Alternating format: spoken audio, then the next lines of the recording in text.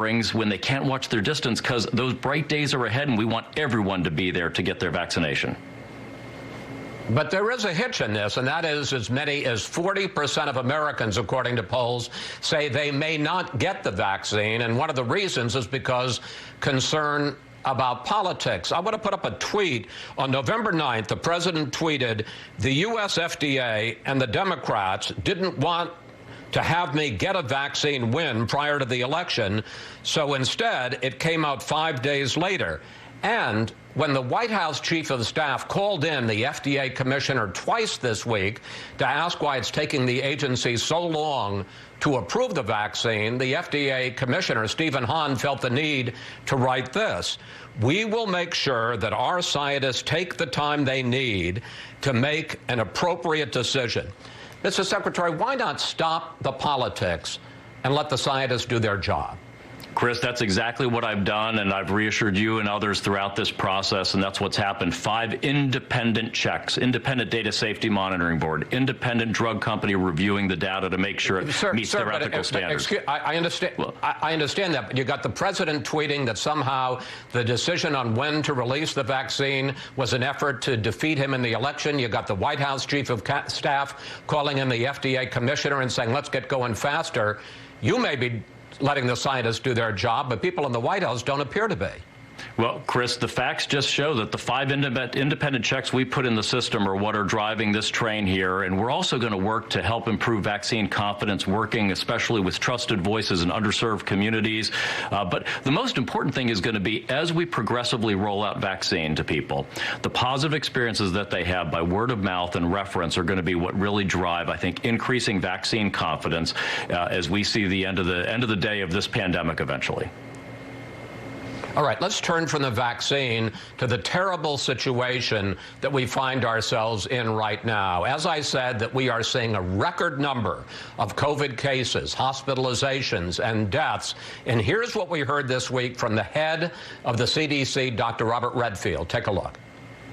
The reality is December and January and February are going to be rough times. I actually believe they're going to be the most difficult time in the public health history of this nation.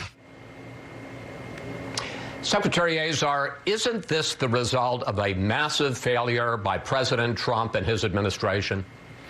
Chris, we're seeing these surge in cases in the United States, but also in Germany, France, UK, Spain. It's about behavior and cold weather. People are going indoors. They're not minding the 3 Ws. They're not wearing their face coverings. We're engaged in indoor behaviors where we let our guard down. We need people to renew their commitment, but we're also not without tools. We have complete visibility thanks to tools that I built here earlier this year so that we know what's going on in the nation's hospitals. We're being proactive in reaching out to them. We're getting them supply. No, Chris, it's really important that people know that we're working to protect them. They're getting supplies, staffing, I understand, but making sure capacity is there. But Secretary Azar, let me ask you about some of those tools. Let's just take the issue of masks. Here's what President-elect Biden said this week. I'm going to ask the public for 100 days to mask. Just 100 days to mask. Not forever, 100 days. But back on April 3rd, when the CDC director, Dr. Robert Redfield, first recommended that all Americans wear masks, here's what happened, sir. We know that a face barrier can actually interrupt the number of virus particles that can go from one person to the other. So it's voluntary. You don't have to do it. They suggest it for a period of time, but this is voluntary. I don't think I'm going to be doing it. If President Trump had worn a mask then and urged everyone to wear a mask then, back in April, the way Joe Biden is right now, wouldn't we be in much better shape? Well, Chris, I welcome Vice President Biden to the club. Since the middle of April, the president's guidelines for reopening have called for wearing masks. He's the president-elect, sir. The president has called the president has called masks patriotic acts. Every one of his top advisors, we are out there saying, wear your mask. We talk about the data. You know, Chris, at 1 meter, if 2 people wear the mask, it can reduce viral transmission by 72%, protecting both the source and the recipient. We've got the data. Masks work. We encourage people, please wear a mask when you can't engage in social distancing. But first of all, it's the president-elect, Joe Biden, Secretary Azar. And secondly, the fact is the president said on the first day, April 3rd, he wasn't going to wear a mask. He didn't wear a mask in public for 3 months until July. And just last night at that rally in Georgia, not only didn't he wear a mask, but I was watching the rally, thousands of people packed together, none I could see wearing a mask. That is a direct violation of what the CDC and you were recommending. Chris, our advice is always the same. Wash your hands, watch your distance, wear face coverings when you can't watch your distance, and be especially careful of those settings like overcrowded indoor bars and restaurants or multifamily household gatherings where you're going to let your guard down and take that face covering off. So, Chris, our advice is the same regardless of the setting.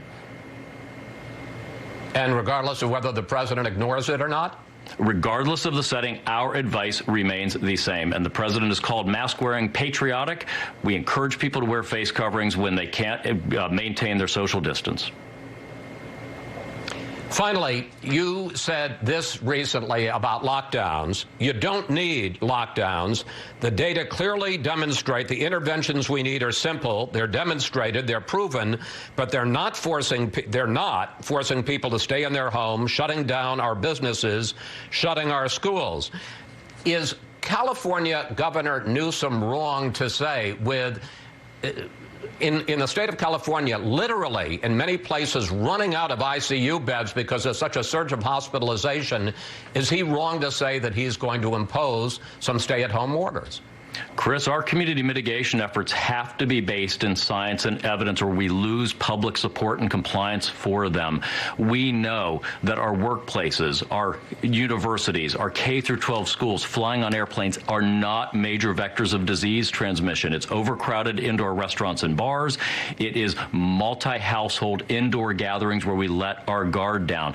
These are the things we need to protect against. If we go too far, and we defer to governors on the steps they need to take, it's their call, but if we go beyond science and evidence, we will undermine public support. You know, as Dr. Fauci said, the most important thing is to convince people why they should wear face coverings. More than mandating, it's get people to understand why it matters to protect them and their loved ones to wear face coverings. And that's our job, convincing people of science and evidence-based interventions. Well, I agree with you, as you say right there. Wear a mask. I wish everyone did. Secretary Azar, thank you. Thanks for your time this weekend. We'll be tracking what the FDA panel does on Thursday, sir. Thank you, Chris.